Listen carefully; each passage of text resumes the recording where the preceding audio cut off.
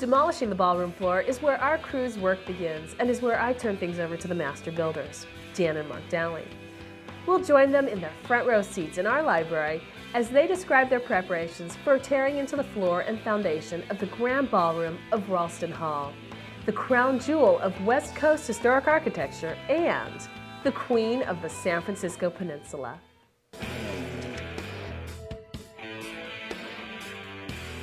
Today, Mark and I have a ton of unique footage of the construction details that give the building its historic character. We've got a lot to cover, so let's get right into it. On the one hand, it's a shame that the hardwood floor in the ballroom was so worn and had to come out in order to get at the failing foundation. On the other hand, the demolition of the floor gives us the opportunity to see just how this amazing floor was put together. Let's pick up with the footage as we prepare to tear this floor apart. The first thing that you see us doing here is we're putting screws into the significant features of the chevron pattern that runs around the perimeter of the floor. What you notice is that the screw is long enough it goes through the hardwood floor into the subfloor beneath it, so that after the hardwood is demolished, we still have those points so we can find them and reuse them for the new floor. Not knowing exactly how to put this floor back together, we're trying to give ourselves as many tools as we can up front so that in a couple of weeks when we've got the foundation repair complete, we're going to be able to find our way through this floor again. You can have a set of plans, but there's just no substitute for actual layout marks. We've got screws, we've got a labeling system where every feature's been given a letter. We've numbered every single plank.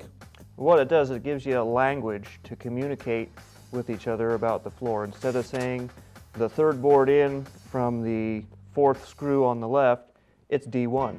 The phrase in the contract is an exact replication of the existing floor.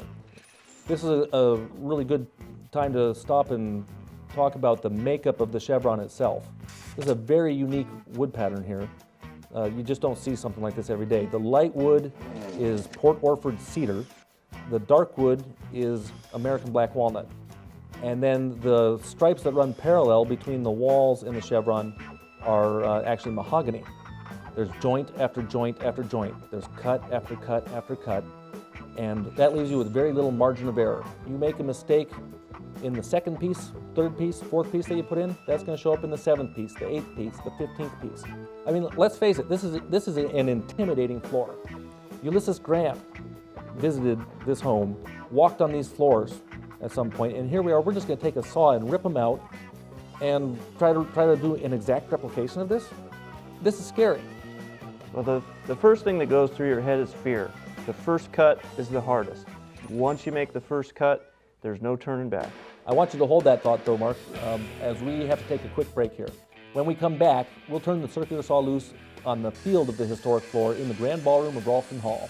We're going to get some real productivity going on the demolition of that floor. We'll also check in on our Art Deco gym project, where we'll reveal some surprising secrets about the lost art of working with stamped sheet metal. I'm just going naked. So stick around.